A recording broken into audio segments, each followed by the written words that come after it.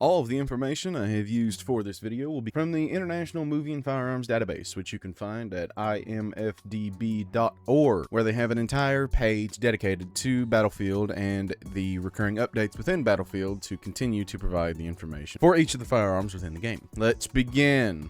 Starting off with the assault rifles, the first one we have is the M433. This one is based off the Heckler & Koch HK433. This gun has been getting featured in more and more video games here recently since its inception in 2017. There is nothing much to say about it, although it is just a standard issued assault rifle. Next up is the B36A4, based off of the H&K G36A4, which is a welcome addition to the game itself, as I am a fan of all G36 variants. Next up is the SOR 556 Mark II, which, as you can clearly tell, is based off the FN SCAR L Mark II STD. We all know it, we all love it, whether it be the light SCAR, the heavy SCAR, the sniper SCAR, doesn't matter. We all know it from Fortnite to Call of Duty, from any kind of FPS shooter you can think of, there is some iteration of the SCAR. After that, we have the AK4D, which is a modernized version of the HK G3A3, adopted by the Swedish military under their military designation of AK4D. So this one does have the proper military term for the weapon, although it is based and modernized from the G3A3. Still an interesting addition. After that, we have the TR-7, which is based off of the IWI Tavor 7. And I must give credit where credit is due. The Israelis may not do many good things, but they do make a hell of a bullpup. After that, we have the Cord 6P67. This is the real name of this firearm, and one thing I will say about it is if you're struggling to kind of piece it together on where you may have seen a similar weapon to this, this is the final form of the AN-94. This is the successor to that weapon platform. After that, we have the NVO-228E. This is the IWI Galil Ace 32. IWI stands for Israeli Weapons International, if I forgot to mention that before. And as I said before, we may not be the biggest fans of Israel, but I gotta give them credit. They do make a hell of a rifle. The Galil Ace is quite a unique weapon, to say the least. After that, we have the L85A3, which is just a third variation of the shitty British L85A1, which got a lot of people killed in the sandbox because of its shit design. But I will say it is odd that it is probably one of the better assault rifles in the game itself, but every video game we've had here recently does have some kind of iteration of the L85, whether it be the light machine gun version or the full-length assault rifle version, but it is, at the end of the day, a shitty British assault rifle. Moving on to the carbines, we're going to begin with the M4A1. This is, of course, the American war machine. Starting all the way back in the 60s and 50s with the Armalite 15 rifle, we have evolved all the way up to the M4A1 and even further then. This is the American war machine. It is the most popular rifle within America. It has been one of the longest standing American rifles to serve in the military's army, and that's about all we can really say about it. It's tried and true, tested, and there's not much better than it. That is until we look at the next rifle, the M277, which is based off of the Sig Sauer MCX Spear. And this is the rifle that is replacing the M4A1 within the United States Army. Chambered in 6.8 by 51mm, this battle rifle is what is going to be replacing the M4A1. Also, just to note, they do actually say in the description this is a newly fielded rifle. Now, this game does take place in 2027 to 2028 if you look at the campaign, so I would assume that the multiplayer would be based afterwards, after the campaign, so 2028 and beyond. And by then, I would assume that the majority of United States military personnel will be issued the Sig Sauer MCX Spear, and 6.8 by 51mm is actually 277. 6.8mm translates to .277 caliber. It's close enough, the M277. Next up is the AK205, which this is the real name of this firearm, and it is a shortened carbine variation of the AK-74M. The only point we can knock off of this gun itself is the fictional 3-round burst. In game, you can set this to 3-round burst, but you cannot do that. I cannot think of any AK platform that has ever had a burst fire function within it. Next up, we have the 417A2, which is based off the Heckler & Koch 417A2. It's a battle rifle. It's a shortened variation of the 4-length 417 designated marksman rifle. And yeah, it's scary as shit because it's a fully automatic 308 rifle. It'll put you on your ass, that's for certain.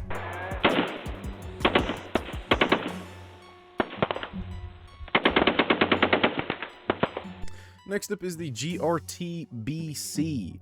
This is based off the FB Grot B10 FB-M1. This is an extremely obscure carbine to even listed as a carbine. It's, in my opinion, much more similar to a PDW, but it is a very interesting rifle in general. It's just odd. Odd looking. You would assume it would be similar to the Tavor. The Tavor's charging handle is much more towards the front of the barrel, while this one has an ambidextrous charging handle about right in front of the magazine. It's just an interesting bullpup. It's a very obscure bullpup. It's just an interesting one. It's very odd. I'm happy to see it in here though. It's very neat. Next up is the QBZ-192. This is the real name of this firearm, and it is a Chinese assault rifle. Although the interesting thing about this one is it's not chambered in any common caliber. It is chambered in .228. As in the description, it is a unique 5.8 by 42 millimeter rifle, which is odd to say the least, because if you were to look at 5.56 by 45 millimeter that the United States uses in the M4, it is odd because 5.8 millimeter is slightly larger than 5.56, of course. And in reality, it's not that much larger because it's a .228 caliber compared to .223, so it's 5/1000ths of an inch larger, but it is 3 millimeters shorter in casing length. So I would assume you get slightly more power with less velocity, but I don't know that much about Chinese assault rifles, and I doubt China is willing to share that information with us. Moving on to the SG553R. This is not exactly the real name of the gun itself. It is based off the Sig Sauer 553R, and there's not too much to say about it. It's a very obscure variant of the Sig Sauer 550 family of rifles. You may be familiar with the 552, which is featured in many video games, but this one is just a shortened carbine version, and it is chambered in 7.62 by 39 compared to 5.56. As many of them normally are. I will say it is odd to be in the year 2028 and still having Cold War era rifles featured in these games, but I'm not completely opposed to it. Moving on to the SMG submachine guns, we're beginning with the SGX. The SGX is based off of the Sig Sauer MPX, and there's not much to say about it. It's a submachine gun. It's cool. Moving on to the PW5A3, as you all know as the MP5, the H&K MP5 MLI to be specific. It's the most classic submachine gun you could ever think of. The roller delayed blowback from COD 4 and beyond. We all know the MP5, we all love it. Next up is the PW7A2. This is of course based off the H&K MP7A2, which is a unicorn within the firearms world. And to be honest, the MP7 is not all that impressive. 4.6 by 30 millimeter is a very obscure caliber. Some would even say it's a downgrade from 5.7 by 28 millimeter, but that is an argument for someone else who has the money to test those things to make. Although we do have a little bit of a realism aspect here. The MPX and the MP5 are both chambered in 9 millimeter, which adds to their same damage stat of 25. The UMP40 is chambered in 40 caliber, which is similar to 9 millimeter, except just 40 caliber instead of 38. Does 25 damage, very similar. The MPW7 does 16 damage, which is a whole 9 points less than the MP5, which, judging as how it has a much smaller caliber, it makes sense. Then if you were to look at the USG90, which we'll get to here in a second, it does 20 damage, which is 4 points more than the PW7, but is 5 points less than the MP5. So there is a bit of caliber realism within the game, and I do appreciate that. Moving on to the UMG40, this is of course based off the H&K UMP40, or the UMP. Now, in most video games, you see the UMP chambered in 9mm with the curved magazine, or you see it chambered in 45 ACP with the straight magazine, as you see here. But 40 caliber, being a similar size to 45 in width, that is, it is correct for it to still be this straight magazine. Although 40 caliber, I don't believe I can think of any video game before this one that has featured the 40 caliber UMP in. But I do respect the caliber diversity within this game. I find it very interesting. Moving on to the USG-90, this is based off the FNP-90 Tactical. And the interesting part about this is USG-90 is actually the United States government designation for the P-90 that we contracted back during the Cold War, I believe. I could be wrong on that. Fact check that for yourself. But USG stands for United States government, and it's a P-90. It's cool. Moving on to the KV-9. The KV-9 is, of course, based off of the Chris Vector Generation 3. KV being Chris Vector and 9 standing for 9mm. So I do respect the acronyms. As they do not have the full names of the firearms themselves, I can respect the acronyms for at least trying to pay homage to the companies that have created some of these masterpieces of firearms. But at the end of the day, it is the Chris Vector. It is a bullet hose that will require you to reload every half second. Moving on, we have the SCW-10. This is a Brugger and Thomet, or B&T as you may know it, APC-10. This is also an interesting choice as it is chambered in 10mm, and being a 10mm elitist myself, I can respect that. It is quite an interesting firearm. It's also interesting to note that it does 33 damage, a whopping 8 more damage than the 9mm assault rifles, which does make sense. 10mm is very powerful, to say the least. Next up, we have the SL9. This is the first fictional firearm that we have seen within this game itself, and it is very odd. It's very odd to say the least. Magazine sits below the receiver, because as you can see, that little hole right there is where the shells will eject from, and that square thingy is the magazine. Would I say this is out of the realm of possibility? No, it definitely is possible. I don't know the exact use case for such a unique submachine gun design, but I will say it is a welcome one. And keep in mind, this is 4 years in the future. There's no telling what Kel-Tec will snort from now and then. So who knows? This could be a Kel-Tec gun in the next year or so. Moving on to our light machine guns, we are starting with the L110. Now, this is based off of the FN M249 machine gun, of course, but this was adopted by the British military. This specific model, the FN Mini-Me Mark III, was adopted by the British military, who designated it the L110. So this is the correct name of the firearm itself, if you were within the British military. All of us, of course, know it from the M249 family, and in particular, it is the FN Mini-Me Mark III. And honestly, I think Mini-Me Mark III would have actually been an interesting name for this gun. Also, note the green-tipped armor-piercing ammunition that is loaded within it. Moving on, we have the DRS-IAR. This is based off of the H&K M27 IAR.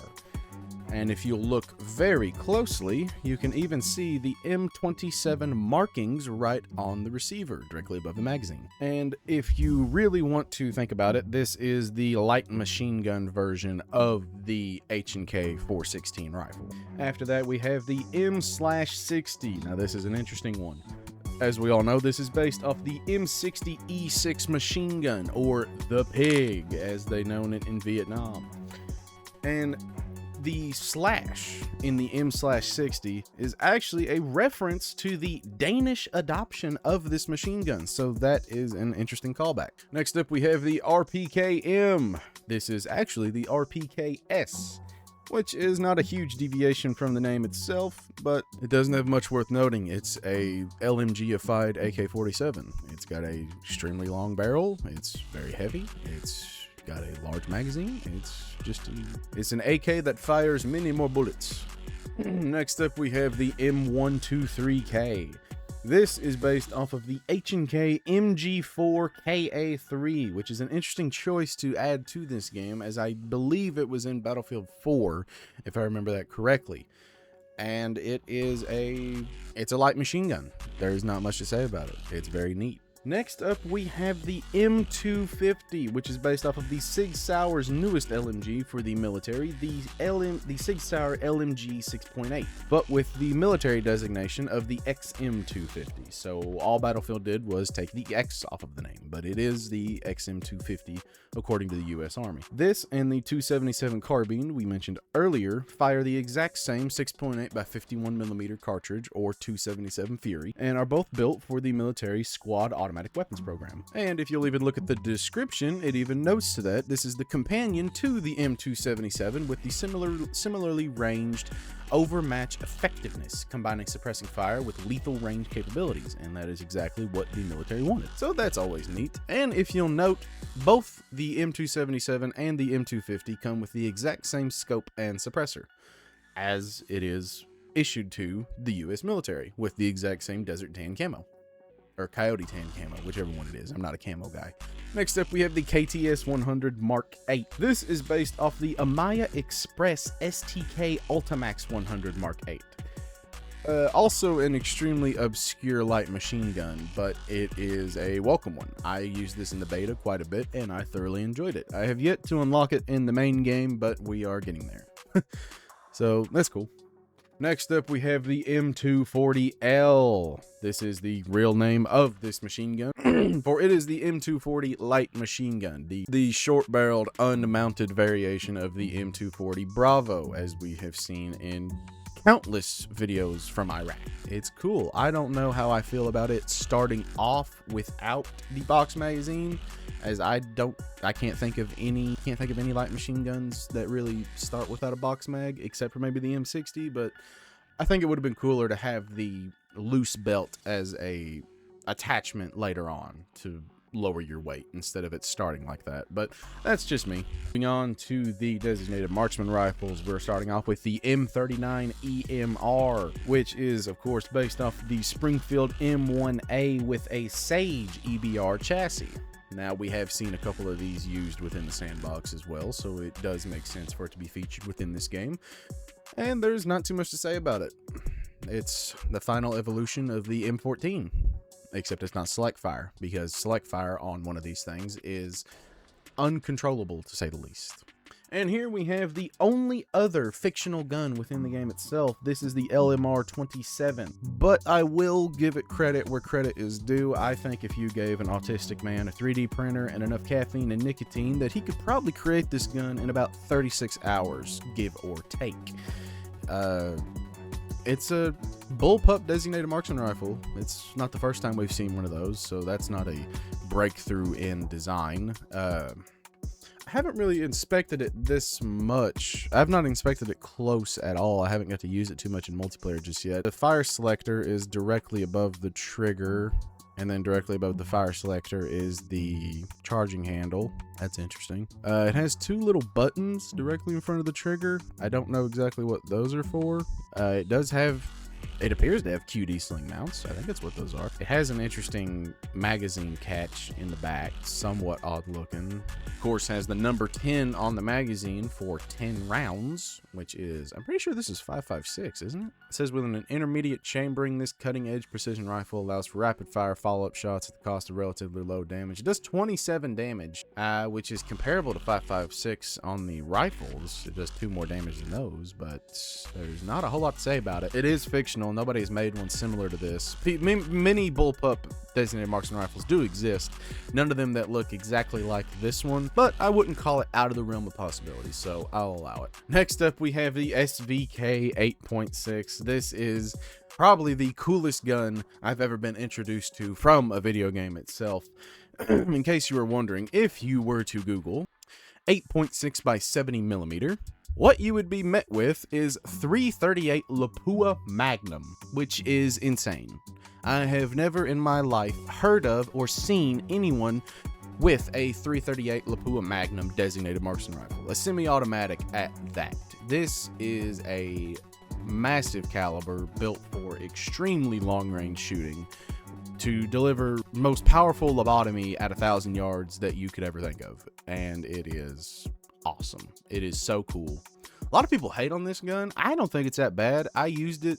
It was in 2042, which we won't talk about 2042, but I kind of enjoyed it in that game. It wasn't too bad. I've used it in here. It's a pretty consistent 2-shot kill. I don't know if it's a 1-shot headshot. It only does 66 damage with a 1.5 multiplier, so it would be a 1-shot headshot within range, but I don't know. I think it's cool. Moving on from that, we have the SVDM. This is actually the real name of this firearm, and in case you thought it looked like a Dragunov, it is basically the final evolution of the Dragunov SVD. It is a Russian-made precision rifle, chambered in 7.62 by 54R, same caliber as the Mosin-Nagant, and it's probably the only, it's not the only, but it's probably the best sniper rifle Russia makes at the moment, if you want to call it that. Battlefield calls it a DMR. Some games have tweaked the balancing and turned it into a sniper rifle with more damage like Call of Duty used to do, but at the end of the day, it is a designated marksman rifle with its semi-automatic capabilities. Moving on to the sniper rifles, we are beginning with the M2010 ESR. This is based off of the Remington M2010 enhanced sniper rifle. So this is actually the real name, although just acronymized. It doesn't have Remington in it, but it does have ESR, which is enhanced sniper rifle. This, of course, being chambered in 300 Winchester Magnum, is the pinnacle of United States military sniper. It is the sniper rifle used by the U.S. Army. It does look very similar to that one gun that one guy shot that other guy with who tried to kill the president that one day. You remember the guy who didn't have any silverware in his house and his phone was pinging from DC Washington buildings here and there? You remember that one guy? I can't remember his name, but yeah, he looked funny. He was in a BlackRock commercial, I think. Yeah, this is the gun that killed him. So that's cool. Next up, we have the SV98. This is actually the real name of this gun. And if you need a reference to understand what this reminds you of, this is actually a modernized final form, if you will, of the Mosin-Nagant. It fires the exact same caliber, 7.62 by 54R. It has a similar bolt if you'll look at it. If you look at the Mosin-Nagant sniper bolts that were made for the precision rifles in the Mosin during World War II, it has a similar bolt. The rear is not the same, of course, but in general, it's a modern version of it. Chalk it up to that. And for our last sniper rifle, we have the PSR. This is based off of the Barrett MRAD Mark 22, chambered in 338 Lapua Magnum, as we mentioned before with the SVK-86. This is the gun you would normally see chambered in 338 Light Mag. It is a precision sniper rifle. Barrett is no stranger to producing precision sniper rifles. The military does use plenty of these as well, although for much more unsanctioned operations, I believe, but I don't know that for a fact. There's not too much to say about it. It's Barrett by name. It's 338 Light Mag. It's a heavy sniper rifle. It's built for killing. Moving on from that, we have the M87A1 to start our shotguns off with. This is based off of the Mossberg 590A1 with Magpul furniture, basically. Instead of a wood stock and a wood pump, you have a polymer stock and a polymer pump with Picatinny and adjustments. It's just Magpul furniture. There's not a whole lot to say about it. It is the final evolution of the pump shotgun. You cannot get better than this without taking away from the fact you have a pump shotgun. Next up, we have the M1014, which is, of course, based off of the Benelli M4 Super 90. And this is the military designation for the Benelli M4 within the U.S. Marines. The M1014 is the name they have given it. And by the way, I do believe this is the greatest shotgun ever made in the history of mankind. We could talk about that new one John Wick used in the fourth movie, but I think this one right here takes the cake all day long. I think it is amazing. And the Turks can cope and seethe all they want. They will never be able to recreate the Benelli M4 for any reasonable price. I don't believe it. After that, we have the 18.5 KS-K. And this is based off of an Ijimash? I don't know how to pronounce that. An Izhamash KS-K AK style shot. And at least it's not a Saiga, because fuck Saiga. I hate Saiga. I don't care about them. But 18.5, I believe, references the 18.5 inch barrel I would assume. That's the minimum.